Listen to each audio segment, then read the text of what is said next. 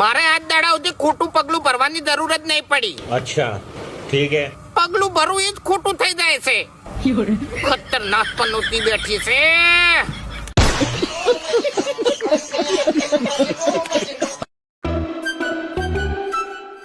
વાઘુજી, હરીભાઈ સરપંચ માં ઉભા રહ્યા છે એટલે સપોર્ટ કરજો. હરીભાઈ એની ડોશીના ત્રાસથી ઘેર નહીં ઉભા રહેતા, સરપંચમાં ઉભા રહીને શું કરશી? સપોર્ટ કરજો.